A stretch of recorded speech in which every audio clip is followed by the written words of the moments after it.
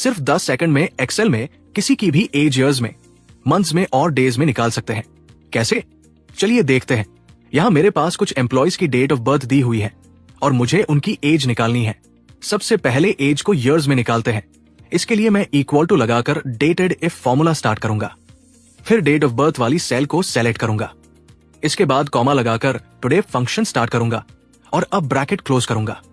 फिर एक और कॉमा लगाकर डबल कोट्स में वाई लिखूंगा, बिकॉज हमें एज ईयर्स में चाहिए। अब ब्रैकेट बंद करके एंटर प्रेस करूंगा। फर्स्ट एम्प्लॉय की एज ईयर्स में निकल कर आ गई है। अब यहां पर डबल क्लिक करूंगा तो सभी एम्प्लॉयज की एज निकल कर आ जाएगी। अब एज को मंथ्स में निकालते हैं। इसके लिए मैं इक्वल टू लगाकर डेटेड इफ फॉर्मूला स्टार्ट करूंगा। फिर डेट ऑफ बर्थ वाली सेल को सेलेक्ट करूंगा। इसके बाद कॉमा लगाकर टुडे फंक्शन स्टार्ट करूंगा और अब ब्रैकेट क्लोज करूंगा। फिर एक और कॉमा लगाकर डबल कोट्स में एम लिखूंगा, बिकॉज हमें एज मंथ्स में चाहिए। अब ब्रैकेट बंद करके एंटर प्रेस करूंगा। फर्स्ट एम्प्लॉय की एज मंथ्स में निकल कर आ गई है। अब यहां पर डबल क्लिक करूंगा तो सभी एम्प्लॉयज की एज निकल कर आ जाएगी। अब एज को डेज में निकालते हैं।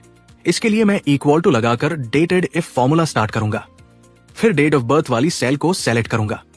इसके बाद कॉमा लगाकर टुडे फंक्शन स्टार्ट करूंगा और अब ब्रैकेट क्लोज करूंगा। फिर एक और कॉमा लगाकर डबल कोट्स में डी लिखूंगा, बिकॉज हमें एज डेज में चाहिए। अब ब्रैकेट बंद करके एंटर प्रेस करूंगा। फर्स्ट एम्प्लॉय की एज डेज में निकल कर आ गई है। अब यहां पर डबल क्लिक करूंगा तो सभी एम्प्लॉयज की एज निकल कर आ जाएगी। ऐसी ही और एक्सेल टिप्स ट्रिक्स सीखने के लिए मुझे फॉलो करना न भूलें।